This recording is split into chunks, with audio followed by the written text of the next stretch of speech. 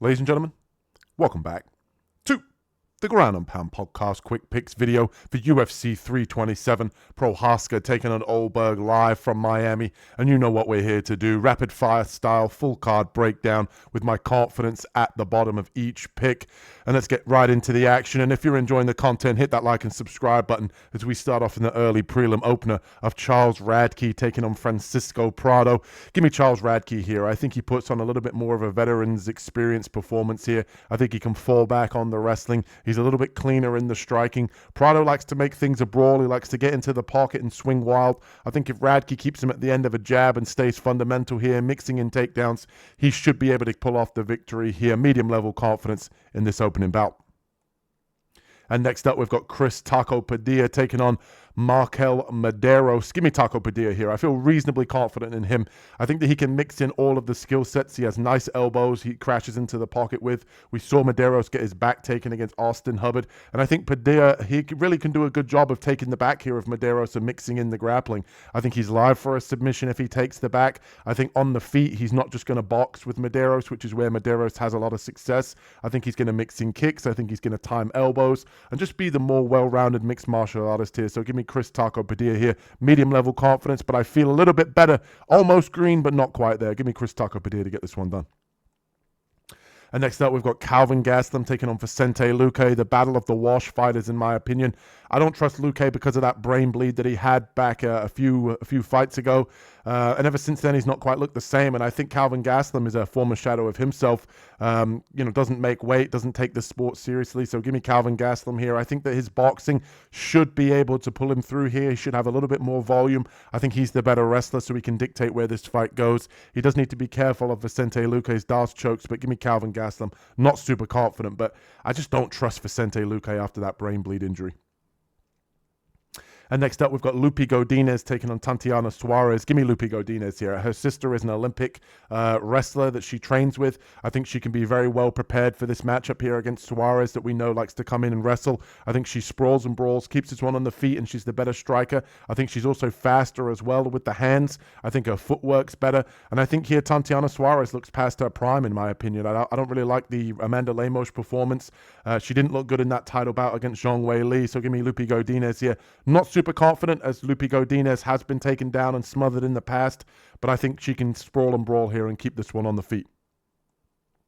Next up, we've got Randy Brown taking on Kevin Holland, and I think Kevin Holland's live in this one. I think Randy Brown just has that little bit of an X factor with the grappling in terms of the wrestling. We've seen Kevin Holland get taken down and controlled. At 170, he has defended the takedowns better, which is why I think Kevin Holland is live here.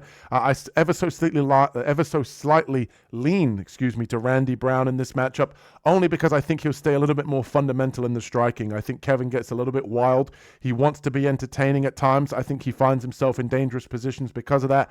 A slight lean to Randy Brown here to get it done, but I wouldn't be surprised if Kevin Trailblazer Holland pulls this one off. I'm rooting for Kevin. He is one of my favorites. Next up, we've got Mateusz Gamrock taking on Esteban Rebic, and I'm going to lean to Rebic here. I think he can do more damage on the feet. I think he can defend some of these takedowns against Gamrock, and I think that overall the striking of Gamrock lacks compared to Rebic. We've seen he can put up a lot of volume. He can land punches in combinations, and I think that that's going to be the difference maker in the judges' eyes here. You've got Gamrock who wants to come in and smother you with the wrestling. Coming off of that Charles Oliveira loss, there's no shame in that. But I think realistically, Gamrock's going to struggle to hold down Rebic here for long periods of rounds, winning on the judges' scorecards, and I think it comes down to damage, and I think we're going to see more damage from Rebic with a higher volume count on the strike. So give me Esteban Rebic only in a slight lean, as I do think that Gamrock's the best wrestler that he's fought up until this point. And next up, we've got Nate the Train Landwehr taking on Cub Swanson. Give me Cub Swanson here at 42. Dog of the week, doesn't matter. He's going to make it 3 in a row for us here on the channel. I think he's a little bit better than Nate in terms of the stand-up. I think he's a little bit cleaner. I still think he's got a lot more speed than Nate does. Nate doesn't tend to move his head either, and he wants to be entertaining, and I think that's going to get him caught here in this matchup. I think Cub Swanson rides off into the sunset here with a knockout victory and retires, and I think that Cub Swanson should be able to get it done here for 3 in a row, a dog of the week. He's a little bit cleaner in the striking. He's faster. As long as he can defend the takedowns and doesn't get suckered into a brawl, he should be able to pull this one out. And next up, we've got Aaran Pico taking on Patricio Pitbull. And I think Pitbull's shown that he can get taken down and controlled on the ground. And I think Pico's got good enough wrestling here to be able to take this one to the ground and control him and beat him up with ground and pound. And I do think on the feet as well, Pico's Golden Gloves boxing is something to be respected. He has good forward pressure. And I think Pitbull can be a little bit low volume at times. And I think Pico can put up a little bit more volume along with relying on the wrestling and the control here to get the victory over Pitbull. I don't trust him as well at 38 years old. I think he's past his prime. I think Aaran Pico coming off that knockout loss to Lerone Murphy from that spinning elbow, I think he's going to want to get back in the win column and prove a point here and get his first UFC victory. And next up, we've got Dominic Reyes taking on Johnny Walker. And honestly, this one's a complete coin flip. I'm not going to pretend like I have a good angle on this one. Walker is a little bit more wild on the feet and on the ground. I think Reyes is a little bit more technical. I'm going to lean ever so slightly to Reyes to stay technical, find that counter strike as Walker gets overly aggressive. But honestly, not confident in either guy here to pull this one out. But give me Dominic Reyes just to stay a little bit more technical. Moving on. And that brings us here to Curtis Blaydes taking on Josh Hockett. I lean to Curtis Blaydes. He has shown that he can only lose to the best of the best in this division. Francis Ngannou, Tom Aspinall, Sergey Pavlovich.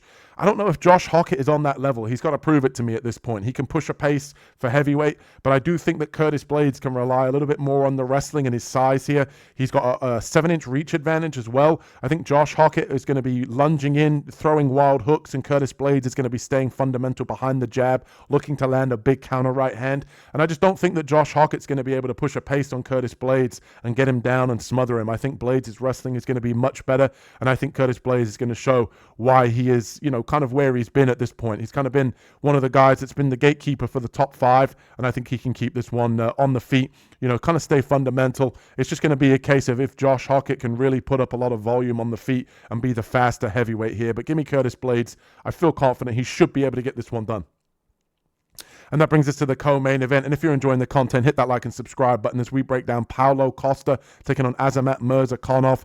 Give me Murzakanov here. He's been an absolute killing machine at this point. 16-0. He's great on the feet. He is small for this division, but what he makes up for it in height and reach, he really makes up for it in his speed. And I think what he can do in this matchup here is just put up a lot more volume. He can pressure Costa. Costa is going to be doing his back to his old tricks, kind of leaning on the cage, sticking his tongue out, rolling his shoulders. And I just think here Paulo Costa is just going to be a step slow, putting up less volume. And I think Murzakanov, once he gets his reads, he's a real good sniper and he's a real good finisher. And I think Azamat also has the wrestling to be able to fall back on. Give me Azamat Murzakanov. I think he should be able to get this one done. Feel fairly confident in him in the co-main event. And that brings us to the main event, and we've got Carlos Ulberg taking on Yuri Procházka, the fan favorite Procházka. I lean to him. I think he should be able to get this one done. Ulberg is a good counter striker, and I am a little bit worried about the counter striking ability of Ulberg. Procházka likes to come in wild, and I think he could get countered here, which is why I'm not super confident. But I think Yuri's going to be able to get this one done. I think he's going to give Ulberg a look that he's not used to seeing at this point in his career, and I think that 9-fight win streak comes to an end. I think we see Procházka win the belt here, just with a chaos, kind of performance. He just comes in and smothers you. I think if he fights, kind of technical early, just to get his reads, I think he'll start to lose that fight with Ulberg as he's a more technical striker. But once he kind of sees that he's not having success in the cleaner exchanges, I think he'll make it wild and ultimately find the kill shot here against Ulberg. And if you're enjoying the content, hit that like and subscribe button. Let me know who you guys agree, disagree with in the comments section below. And we'll catch you guys in the next one. Peace.